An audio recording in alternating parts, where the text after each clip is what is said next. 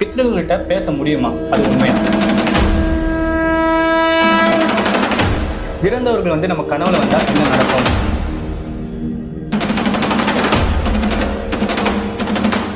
இறந்தவர்களுக்கு வழிபடணுமா, இறந்தவர்களை வழிபடணுமா?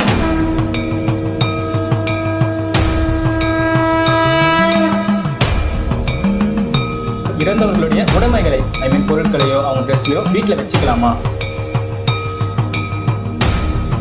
ஆதேஷ் ஆன்மீக சேனல் நேயர்களுக்கு வணக்கம். நம்ம சேனலில் பார்த்தீங்கன்னா ஜோதிட ரீதியாவோ தினசரி பொது ராசி பலன்களோ அதே மாதிரி ஆன்மீக சம்பந்தப்பட்ட மாதிரி நிறைய வீடியோக்கள் போட்டுட்ருக்கோம். அந்த வரிசையில் பார்த்தீங்கன்னா இன்னைக்கு ஜோதிட ரத்னா ஆரி பாஸ்கர் அவர்கள் நம்ம கூட வந்திருக்காங்க. அவர்கிட்ட நம்ம நிறைய விஷயங்களை பற்றி கேட்டு தெரிஞ்சுக்க போகிறோம். முதலாவது நம்ம அவர்கிட்ட சில விஷயம் கேட்கலாம். வணக்கம் சார்.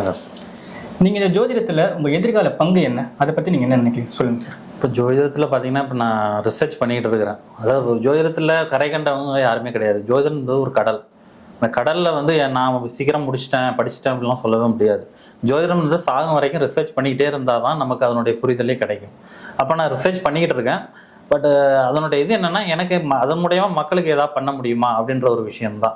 ஏன்னா நான் வந்து எனக்கு அந்த ஒரு கடவுள் கொடுத்த ஒரு அருள் என்னன்னா அந்த வாக்குப்பளிதம்ன்றது. ஸோ நிறைய விஷயங்களை வந்து அந்த நவகிரகங்கள் அருளால் சில விஷயங்களை நான் மாற்றி அமைச்சிட்டு இருக்கிறேன் என் வாழ்க்கையில். நிறைய பேரோட இது ஒரு சர்வீஸாக வந்து நான் பண்ணிகிட்டு இருக்கேன். பட் இதை சர்வீஸாக பண்ணுற சூழ்நிலையில் நம்ம வந்து அது மக்களுக்கு வந்து ஒரு நல்ல விஷயமா இருக்கணும். ஸோ அவங்களும் பலன் அடையணும், அது அந்த திருப்தி எனக்கு கிடைக்கணும். அதுதான் நான் என்னுடைய நோக்கமே. ஓகேங்க சார். இப்போ நெக்ஸ்ட் பார்த்தீங்கன்னா உங்களுடைய குருநாதர் யார், நீங்கள் யார்கிட்ட கற்றுக்கிட்டீங்க? என்னுடைய குருநாதர் யாருன்னாக்கா, முதல்ல எனக்கு அந்த ஜோதிடத்தில் ஜோதிடம் உனக்கு வரும்ன்றதே சொன்னவர் என்னுடைய குருநாதர் வந்து பிரபு சார். அவர் வந்து இப்போ நான் வந்து அவர்கிட்ட தான் கற்றுட்டு இருக்கேன், படிச்சுக்கிட்டும் இருக்கேன். ஆன்லைன்லேயும் சரி ஆஃப்லைன்லேயும் நம்ம என்னென்ன விஷயங்கள் வந்து நான் படித்து முடித்தாலும் இன்னுமே அவர்கிட்ட நான் படிச்சுட்டு தான் இருக்கிறேன் நிறைய விஷயங்கள். இதுக்கு முன்னாடி ஜோதிடம்ன்றது எனக்கு வந்து முதல்ல வந்து தெரிஞ்சதே பார்த்தீங்கன்னா ஒருத்தர் இருக்கார். அவர் பார்த்தீங்கன்னா யாருன்னே தெரியாது எனக்கு. ஸோ யாருன்னே அவர் தெரியாது. அப்போ அவர் வந்து திடீர்னு ஒரு நாள் என்கிட்ட வந்தார். வந்துட்டு பார்த்துட்டு உங்களுக்கு ஜோதிடம் நல்லா வருங்க, என் ஜாதகம் என்னன்னு கேட்டார். நான் கொடுத்தேன். உங்களுக்கு ஜாதகம் நல்லா வருமே அப்படின்னாரு. என்னங்க எனக்கு எப்படிங்க ஜோதிடம் நல்லா வரும், எனக்கு ஜோதிடம் வரும்னு அவர் சொன்ன உடனே எனக்கு ஆச்சரியமாயிடுச்சு. நான் ஜோதிடத்துக்கு எனக்கு சம்மந்தமே இல்லை சார், நான் எனக்கு எப்படி ஜோதிடம் வரும் அப்படின்னு. அப்போ இல்லை சார், நீங்கள் ஃபியூச்சரில் வந்து ஜோதிடராக தான் வருவீங்க அப்படின்னு அடித்து சொன்னார். இப்போ அவர் பார்த்தீங்கன்னா இல்லை, இஸ் நோ மோர். அதாவது கொரோனா டைமில் அவர் இறந்துட்டார். பட் அவர் வந்து முதல்ல வந்து எனக்கு சொன்னதே அவர் தான். ஆக்சுவலாக அவர் எனக்கு அந்த அளவுக்கு பழக்கம் இல்லை. பட் ஆனால் அவர் சொன்னது அவர் தான். அதுக்கப்புறம் பார்த்தீங்கன்னா இன்னொருத்தர் வந்து எனக்கு வழிகாட்டினது அவர் தான். ஜோதிடம் இங்கே வந்து கிளாஸ் இருக்குங்க, இங்கே போங்க படிங்க, உங்களுக்கு ஜோதிடம் நல்லா வரும்ன்றத சொன்னவர் அவர் தான். அவர் வந்து இப்போ வந்து ஞான புத்தன் பேர். அவர் கள்ளக்குறிச்சியில் இருக்கார். இன்னைக்கு வரைக்கும் தொடர்பு தான் இருக்கார். நிறைய ஜோதிடம் சம்மந்தப்பட்ட விஷயங்களை நான் அவர்கிட்ட கேட்டுக்கிட்டும் இருக்கேன். அவர் வந்து கிட்டத்தட்ட 65 வயசு. அந்த ஏஜுக்கு உண்டான அந்த விஷயங்களை நிறைய எனக்கு சொல்லி கொடுத்துக்கிட்டு தான் இருக்கு. இன்னை வரைக்கும் வந்து எனக்கு வந்து அந்த அறிவை ஊட்டிக்கிட்டு தான் இருக்கிறாரு. அது மாதிரி பார்த்தீங்கன்னா இப்போ தற்சமயம் நான் படிச்சுட்டு இருக்கிறது பிரபு சார், என்னுடைய பிரபு ஐயா. அவர் தான் வந்து ஜோதிடத்துல முன்னோடி. அவர் வந்து பாத்தீங்கன்னா பெரிய பெரிய ஜாம்பவான்ட்ட படிச்சிருக்காரு. அவர் பாத்தீங்கன்னாக்கா நெல்லை வசந்தன், அதுக்கப்புறம் வந்து பெரிய பெரிய ஜாம்பவான் ஜிகே ஐயா, அவங்க எல்லார்ட்டையுமே படிச்சிருக்காரு. படிச்சு அது மூலம் ஞானம் பெற்றவர். ஸோ அந்த ஞானம் அவருக்கு இருந்தனால அவர் ஈஸியாக எல்லாமே எனக்கு சொல்லி கொடுத்து எனக்கும் ஈஸியாக புரிஞ்சு இன்னைக்கு வந்து நிறைய விஷயங்களை ரிசர்ச் பண்ணிட்டு இருக்கேன். ஓகேங்க சார். ஓகே, ரொம்ப நன்றிங்க ஐயா. அவரை பற்றி நிறைய விஷயம் நமக்கு சொல்லி ஷேர் பண்ணிட்டாரு. ரொம்ப தேங்க்ஸ். ஸோ இப்போ பார்த்தீங்கன்னா நேர்கள் பார்த்தீங்கன்னா நிறைய விதமான டவுட்ஸ் கேட்டிருக்காங்க, நம்ம கமெண்ட்டில் பண்ணியிருக்காங்க. அதை பற்றி நம்ம பேசலாம். அதாவது இந்த பித்ருக்கள் பற்றி நிறைய டவுட்ஸ் இருக்குது. பித்ருக்கள் நம்மக்கிட்ட பேசுவாங்களா, அவங்க எப்படி நம்மக்கிட்ட பேசுவாங்க, அப்படி பேசுகிறாங்கன்னா யார் வழியாக பேசுவாங்க, அந்த மாதிரி நிறைய விதமான டவுட்ஸ் மக்களுக்கு இருக்குது. அதை கமெண்ட்டை சொல்லிட்டு தான் இருக்காங்க. ஸோ அதை பற்றி நம்ம பேசலாம் சார். இப்போது பித்ருக்கள்கிட்ட பேச முடியுமா, அது உண்மையா? பித்ருக்கள்கிட்ட பேச முடியுமான்னு கேட்டிங்கன்னா கண்டிப்பாக முடியும். பட் ஆனால் வந்து ஒரு சாதாரண மனிதனால அது முடியாது. ஏன்னா ஒரு சாதாரண மனிதனுடைய ஜாதக அமைப்பு இருக்கு. ஒரு இறந்த ஒரு ஆன்மாவோட பேசணும்னா அந்த ஜாதக அமைப்பு உங்களுக்கு இருக்கணும். அந்த ஜாதக அமைப்புனா என்னன்னா, சந்திரன் வந்து மனோகாரகன். சந்திரன் மனோகாரகன் ராகுவோட சம்பந்தப்படும் போது, சனியோடு சம்பந்தப்படும் போது இந்த அமானுஷ்ய சக்திகள்லாம் ஒருத்தருக்கு கிடைக்கும். அப்ப அமானுஷ்ய சக்திகள்லாம் என்ன, இந்த மாதிரி விஷயங்கள் அசரீரி அவங்க காதுல வந்து கேட்கும். அப்பா பேசுற மாதிரி, இறந்தவர்கள் அப்பா, தாத்தா, பாட்டி இவங்கெல்லாம் பேசுற மாதிரி ஒரு அசரீரி அவங்களுக்கு வந்து கேட்கும். அப்ப அந்த மாதிரி விஷயங்கள் வந்து அவங்களுக்கு வந்து ஏற்படுத்தி கொடுக்கும். அப்ப வந்து நீங்க வெளியில போய் நிறைய பேர் பார்ப்பாங்க, எனக்கு வந்து அப்பா அம்மாவோட பேசியிருக்கிறேன், பேசணும் அப்படின்னு சொல்லுவாங்க. பட் அதெல்லாம் நம்பி யாரும் காசை கொடுத்து தயவு செஞ்சு ஏமாந்துடாதீங்க. அது வந்து பாத்தீங்கன்னா சுத்த ஒரு ஏமாத்து விஷயம் தான் சொல்லணும். ஏன்னா பணத்தை கொடுத்து ஏமாறாதீங்க. ஒரு நம்ம அப்பா அம்மாவிட்ட நம்மளே பேச முடியலன்னா இன்னொருத்தரால எப்படி பேச முடியும்? அதெல்லாம் வந்து ஒரு ரொம்ப ஏமாத்து வேலை. ரொம்ப அருமையாக பெற்றோர்கள் பற்றி சொன்னார். அதை நம்பி யாரும் வந்து வேற யாருனா பண்ண காசு கொடுப்பாங்க, அதை அனுப்பிச்சு உங்கள் பேரண்ட்ஸ் கிட்ட பேச வைப்பாங்க சொல்லிட்டுலாம் யார்கிட்ட காசு கொடுத்து ஏமாறாதீங்க. இப்போ நெக்ஸ்ட் பார்த்தீங்கன்னா இறந்தவர்களுடைய உடைமைகளை, ஐ மீன் பொருட்களையோ அவங்க ட்ரெஸ்லையோ வீட்டில் வச்சுக்கலாமா? கண்டிப்பா வந்து வச்சுக்கிறது நல்லது இல்லை. ஏன்னா வந்து இப்போ வந்து துணி, அதாவது ட்ரெஸ்ஸஸ் வந்து வச்சுக்கூடாது. கண்டிப்பா மற்ற விஷயங்கள் வந்து வச்சுக்கலாம். இப்போ அப்பா இறந்துட்டாரு, அம்மா இறந்துட்டாங்கன்னா அவங்க யூஸ் பண்ண காரோ வீடோ நம்ம என்ன தூக்கியா போட்டுற போறோம்? அதை யூஸ் பண்ணிட்டு தானே இருக்கிறோம். அப்போ வந்து அந்த மாதிரி கிடையாது. இறந்தவங்களோட உடைமைகள் நம்ம யூஸ் பண்ணலாம். எது யூஸ் பண்ணக்கூடாதுன்னா ட்ரெஸ்ஸஸ் கண்டிப்பா யூஸ் பண்ணலாம். அவங்க அணிஞ்ச ட்ரெஸ்ஸஸ் வந்து நம்ம யூஸ் பண்ணக்கூடாது. சில பேர் என்னன்னா, அப்பா இறந்துட்டாரு, நான் அப்பா ட்ரெஸ்ஸை ஒரு ஞாபகார்த்தமா போட்டுக்கிறேன், டெய்லி போட்டுக்கிறேன், அந்த மாதிரி பழக்கம் வந்து வச்சுக்கூடாது. அப்போ ட்ரெஸ்ஸஸ் கண்டிப்பா அவாய்ட் பண்ணணும். அதனால வந்து சில பிரச்சனைகள் வரும். ஓகேங்க சார்.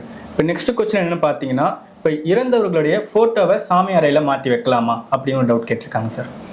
இறந்தவர்கள் ஃபோட்டோ வந்து கண்டிப்பாக வைக்கக்கூடாதுங்க. ஏன்னாக்கா நமக்கு வந்து முதல் தெய்வம் குலதெய்வம், அதுக்கப்புறம் வந்து இஷ்ட தெய்வம், அதுக்கப்புறம் பார்த்தீங்கன்னா நம்மளுடைய மூதாதையர். இப்போ இறந்தவங்க நம்ம அப்பா அம்மா, நம்ம தாய் தகப்பன்.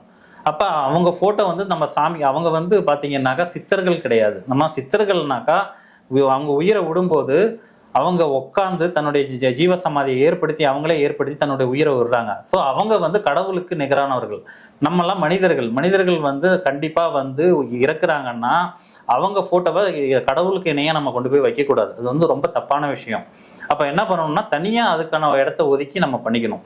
அப்ப என்னன்னா வடக்கு பக்கம் தெற்க பார்த்த மாதிரி, அதாவது அந்த பொசிஷன்ல நீங்க வச்சுக்கும் போது உங்களுக்கு அது நல்லது. வேற எந்த பொசிஷன்ல வைக்கிறது சால சிறந்தது இல்லை. அந்த பொசிஷன்ல வச்சு நீங்க இன்னும் முன்னோர்களை வழிபடும் போது உங்களுக்கு முன்னோர்களுடைய அருள் கண்டிப்பா கிடைக்கும். அப்போ பூஜை இடத்துல கண்டிப்பா வைக்காதீங்க. ஏன்னா வந்து சாமி போட்டோ மட்டும்தான் அங்க இருக்கணும். சித்தர்கள் படம் இருக்கலாம். அது கூட பாத்தீங்கன்னா சித்தர்கள்ல வந்து நம்ம வந்து ஃபர்ஸ்ட் முதன்மை ப்ரிஃபரன்ஸ் கொடுத்து சில பேர் மேல மாட்டியிருப்பாங்க. சித்தர்கள் போட்டோவை ஃபர்ஸ்ட் மாட்டிட்டு அதுக்கு கீழே வந்து சாமி போட்டோவெல்லாம் மாட்டுவாங்க. அதுவும் தப்பு. முதன்மையா வந்து நம்ம வந்து சாமி போட்டோவை ஃபர்ஸ்ட் மாட்டிட்டு தான் அடுத்து சித்தர்கள் போட்டோவை அடியில வைக்கணும். ஏன்னா முதன்மையா நமக்கு வந்து கடவுள் தான் வந்து நமக்கு முதல் எல்லாமே.